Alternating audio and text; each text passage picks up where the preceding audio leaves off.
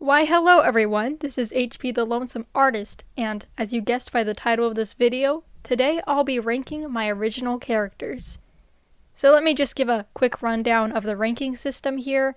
You've probably seen this chart in almost every single ranking video, so let's just get into it and meet my characters. Woo! So this is Eleonora. She is a character I made based around this idea I had in middle school about a video game. And she would have actually been the antagonist of the video game. Very early on in her life, when she was just a little kid, she had a life-threatening condition, and her parents were very concerned for her health and how long she would live. So they went to the government and asked the government if there's anything they can do to help Eleonora. And the government pretty much told the parents that they could really use some volunteers to be experimented on and become part mythical creature. But the thing is, Eleonora did not know she had a life-threatening condition, nor did she know that the government was trying to help her.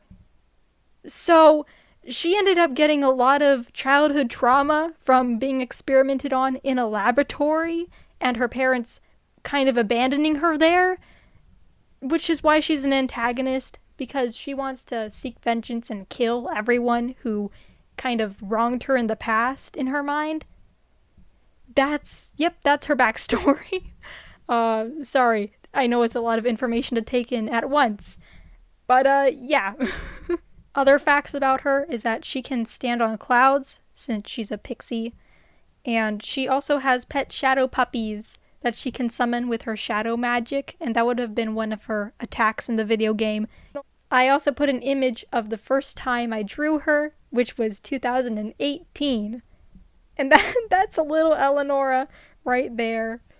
Oh my gosh, my art style has changed so much. It's actually hilarious. And now I'm going to talk about Coralina. Coralina's a mermaid, as you can blatantly tell. She was also part of the video game. She used to be best friends with Eleonora, but when Eleonora was taken by the government, she never saw her again. So they stopped being best friends. And then Coralina heard that Eleonora was trying to kill everyone in the mythical being world. Yeah, Coralina pretty much was left friendless and very confused about everything in her life. She didn't really do much for the overall story of the video game.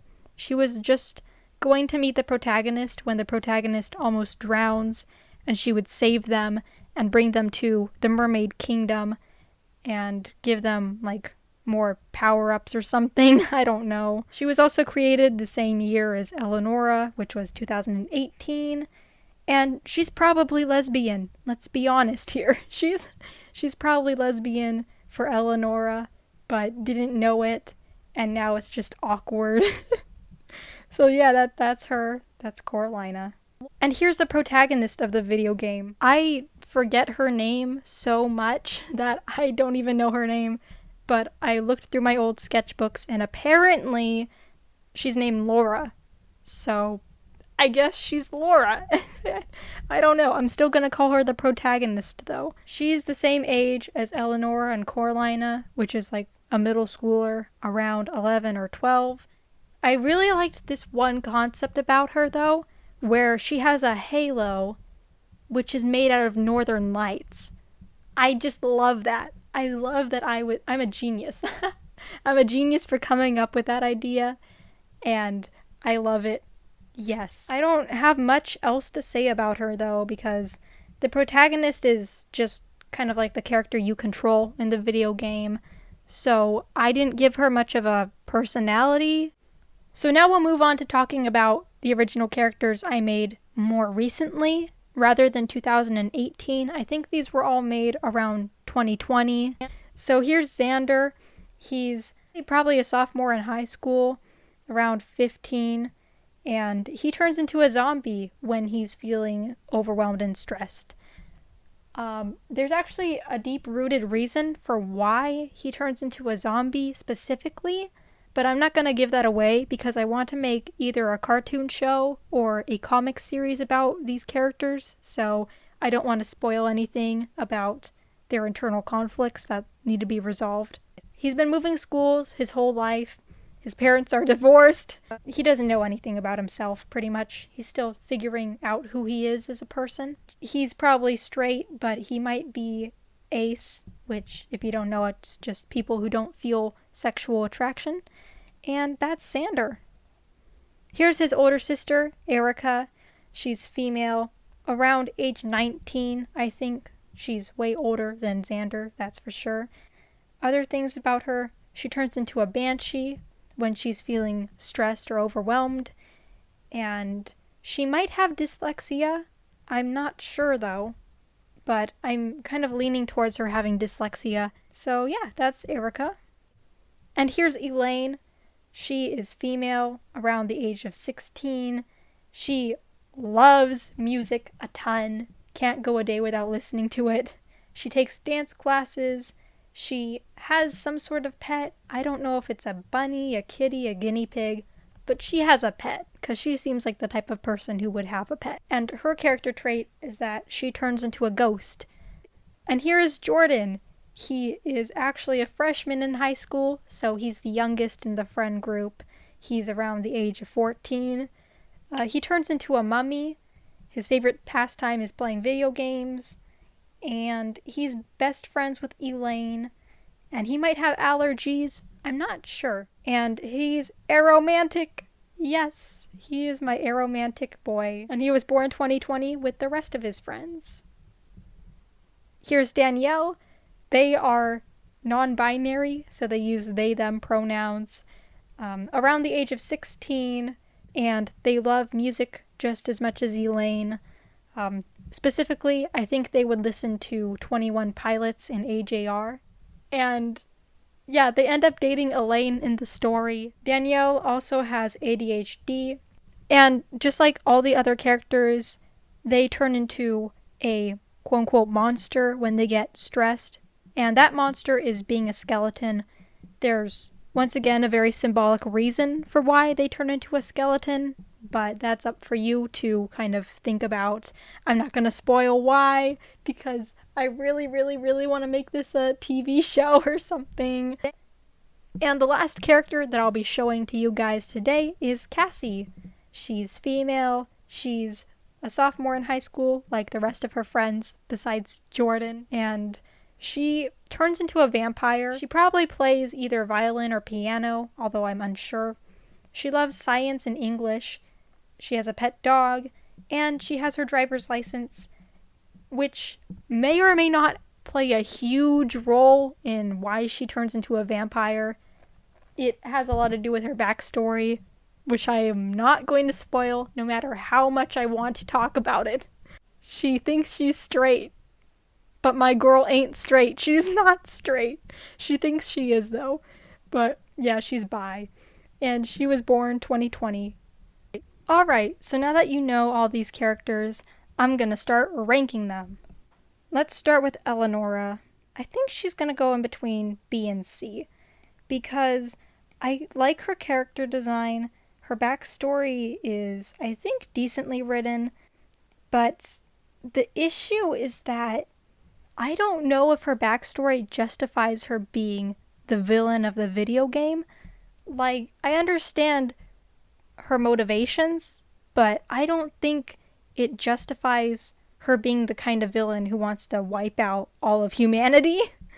I feel like if I made her goal as a villain to be something less than killing everyone in the world, it would make more sense and she'd be an overall better character. As for Coralina, she's going in D. She doesn't have much going for her except being Eleonora's used-to-be friend, but that's hardly anything about her personality. That's just a character attribute. I'm gonna put Laura in this same category because she has no character traits. She's just a cardboard cutout of a protagonist, which in some cases is good because then the player can put their own personality and character traits into the character. But if she stands alone without the player of the video game, she's a weak link. Like, I don't even know what the plot of the video game is, which is not helping her since she relies heavily on the plot of the video game as the player's character. Yeah, I'm not proud of her as a character. So Xander, I'm gonna put him in the same area as Eleonora because he's still being developed. I don't know what his interests are, which I would normally consider a very bad thing, like with Laura / the protagonist. I have no idea what her interests are, and that is detrimental to her character. But for Xander, it's justified since his whole character story is learning who he is as a person. So yeah, I'm gonna put him just in between B and C, like Eleonora. His sister, Erica, I'm gonna put her at in between C and D. I like to compare her to Sasha from Amphibia. She's kind of that sassy, popular girl, but she's not necessarily mean or has ill intentions. Her character design, it's meh.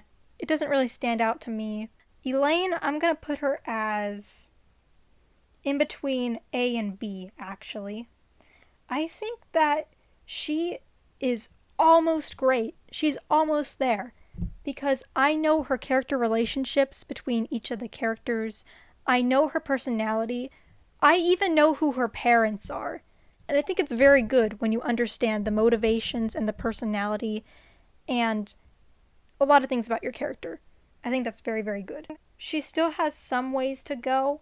I'm not fully satisfied with her because I don't know the deep reason for why she becomes a ghost quite yet. But I'm still figuring it out, which is not a bad thing. It's just going to take a little longer before I feel like she's a great character. Now I'm gonna rank her partner, Danielle. I don't want to put another character in between B and C because we already have 2 characters there. But I think I will put Danielle there. Their internal struggle is the strongest point about their character, I think. Because it has ties into what music genres they listen to, how they behave, and how they talk, and it contributes a lot to the factors of who they are. I like their character design.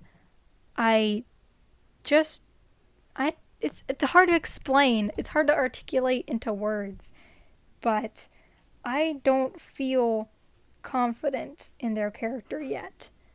There's parts about them that I wish I understood more, that I wish I could develop more. So I'm putting Cassie at C. There's just a lot of unknown factors about her interests and personality as of now. I don't know her likes and dislikes as much as I want to, and I don't know what her family life is like, which is saying something when compared to Elaine. Like, that's just saying something. When you have one character who's part of this story and you know almost everything about them, and then there's another character who's in the same story, same universe, but you don't know them as much as you like, that's telling you that they need more development and that you should spend more time trying to figure out who they are as a person.